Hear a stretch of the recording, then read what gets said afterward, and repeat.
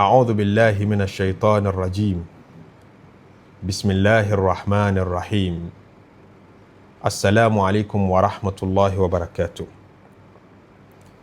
Mo kí gbogbo olólùfẹ́ Ọlọ́run àtànábì, mo kí gbogbo mùsùlùmí jákèjádò ayé. Àlàáfíà Ọlọ́run, orí Ọlọ́run, ìyọ́nú Ọlọ́run kó bá gbogbo wa gbé o. Kó jẹ́ kí ọ̀pọ̀ jímọ̀ láyé nínú Islam, kó jẹ́ alátìbọ̀tán rí nínú Iman. À ń kìlọ̀ fúnra wa, à ń pera wa sí àkíyèsí, à ń tara wa jí sí wípé kìí ṣe gbogbo nǹkan tó dùn náà ló dáa, kìí sì ṣe gbogbo nǹkan tí ń ṣojú lọ́yìn náà ló ṣe tẹ̀lé. Òtítọ́ ń tó yẹ láti sọ, ń tó yẹ láti lò, ń tó yẹ láti máa tẹ̀lé ni. Àmọ́ ẹ kíyèsí, àníyàn tẹni tí ń sọ òótọ́ fi sọ ó ṣe pàtàkì nínú òtítọ́. Purpose tó títọ́ yẹn fẹ́ serve, ìrìn àjò tó fẹ́ gbé wa rìn ó ṣe pàtàkì nínú òtítọ́ tá a fẹ́ sọ, tá a fẹ́ tẹ̀lé. Gbogbo kinní wọ̀nyí náà ní ń parapọ̀ jẹ́ òtítọ́. Òtítọ́ tán bá ti yọ kúrò nínú context yẹn, tí wọ́n jí orí bí serve purpose tó yẹ kó serve mọ́, wọ́n fẹ́ fi mislead èèyàn ni, wọ́n fẹ́ fi manipulate èèyàn ni. Òótọ́ tán máa fi manipulate èèyàn tí ò lè gbé ṣubú nínú ńlá ká ìkéré lọ́rọ̀ tá à ń sọ yìí ò fi yọ pọ̀lọpọ̀ bọ̀rọ̀. Àmọ́ yóò máa yé àwọn ọ̀mọ̀ràn, yóò máa yé àwọn ọ̀jọ̀gbọ́n wípé bẹ́ẹ̀ ni nínú tó yọ àwa mùsùlùmí lẹ́nu jù láyé láti ìbẹ̀rẹ̀ pẹ̀pẹ̀ ọ̀rọ̀ wa ni o tó fi dé ní tá à ń sọ̀rọ̀ yìí, òun ni àwọn òtítọ́ tára ayé máa fi dá nǹkan láàmú, tán máa fi bà nǹkan jẹ́. Torí wọ́n mọ̀ pé kò ní yí ọ bọ̀rọ̀ pé kò yẹ kó tẹ̀lé léyìí. Wọ́n mọ weak point rẹ̀. Ní pé tó bá ṣáà ti gbọ́ ipò òtítọ́ ni, tó dẹ̀ ti confirm pé technically òtítọ́ ni kíní kọ́ máa tẹ̀lé lọ lókù. Nǹkan fi mislead rẹ̀ náà. Annabi sallallahu alayhi wa sallam ó sọ fún wa kó tó fayé lẹ̀.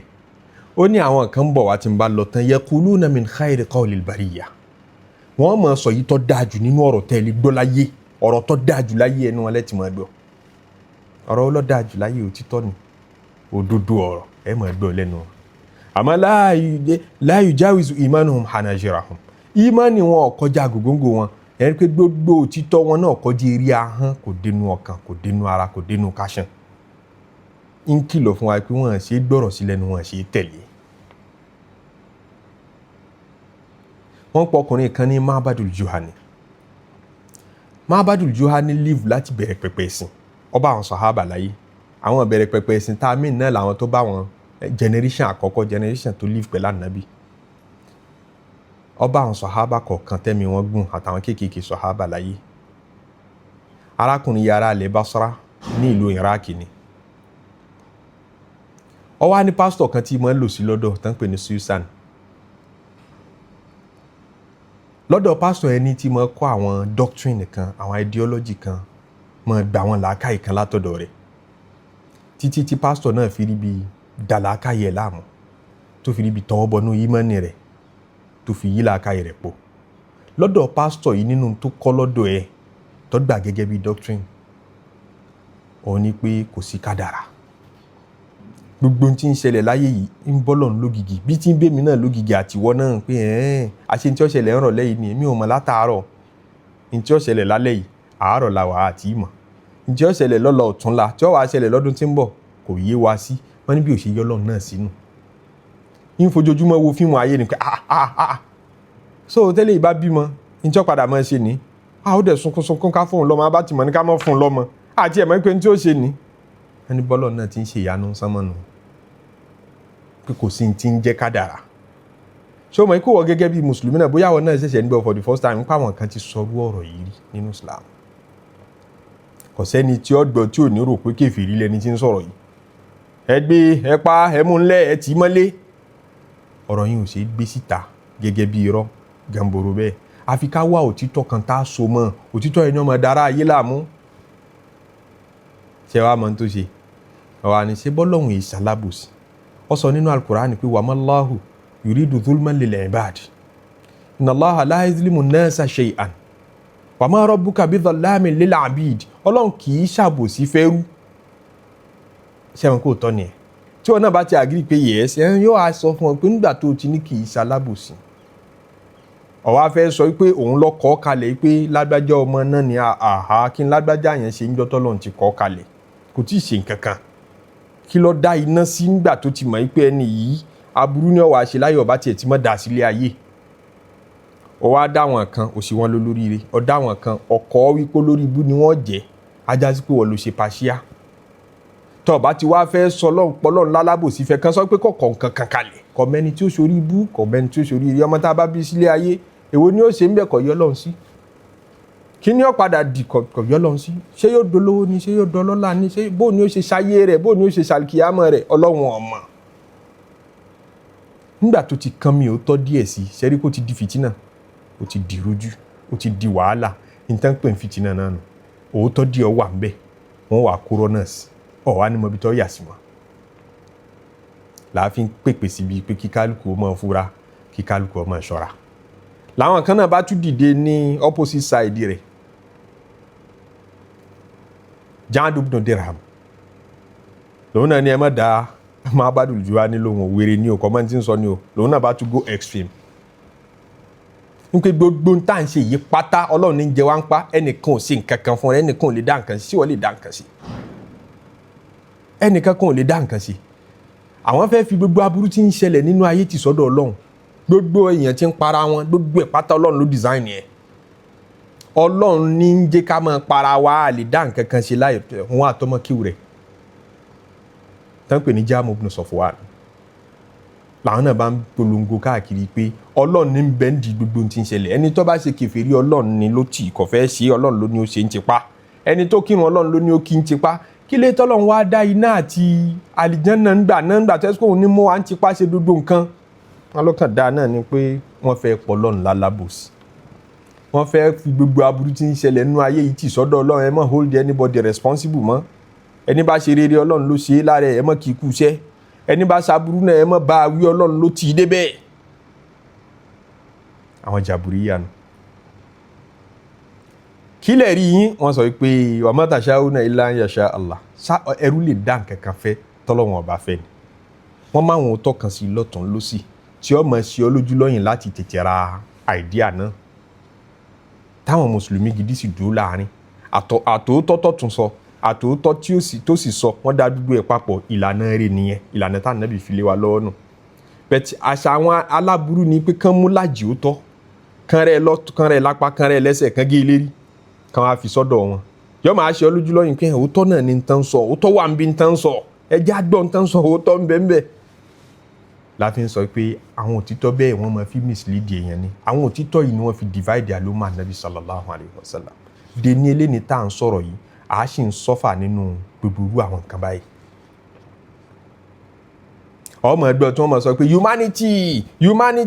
humanity comes before religion humanity ló ṣe kókó tí ó bá sí humanity tí ó bá sí jọmọ ènìyàn kò lè ṣẹ̀sìn ọmọ ẹgbẹ́ lẹ́nu àwọn kan náà tán ṣe ẹ̀sìn gbọ́yé tán rò pa àfa làwọn àwọn ọ̀rọ̀ tá à ń sọ yìí síríìsì ni tí ó máa gùn tá a máa mú wá lẹ́ẹ̀kọ̀ọ̀kan wá sí ti ìlú ara wa láwọn ọ̀rọ̀ tẹ́ pé zukhrufal qawli ni wọ́n fi tàyàn ni ọ̀rọ̀ yẹn ọmọ dá fi dhahirihi ọmọ rú tó ń bẹ ní ìta gbangba rẹ̀ àmọ́ nínú jìndòjìndò àwọn tó ń sọ wọ́n fẹ́ fi gbé ọ jìnnà sọ́lọ̀ ni o wọ́n fẹ́ fi yọ ọ kúrò nínú mọ́lẹ̀ ní tó ti yí ọmọ kàmọ́ kan jù ọ sínú òkùnkùn mutashabihat àwọn tó ní humanity ó ṣáájú ẹ̀sìn ìjọmọ ènìyàn ju ẹ̀sìn lọ ìtàmọ̀ gbàlérò wọ́n fẹ́ ṣe izalatul fawariki diniya gbogbo ìyàtọ̀ tí ń bẹ láàrin ṣé mùsùlùmí ni wọ́n kèfèrí ní lágbájá ìyàtọ̀ tẹ́ rò pé ń bẹ láàrin ẹ̀ pààrẹ́ ọmọ ènìyàn jọ gbogbo wa ẹ̀sìn ò ní ní ìtumọ̀ mọ́ ẹ̀sìn ò ní dá identity ní mọ́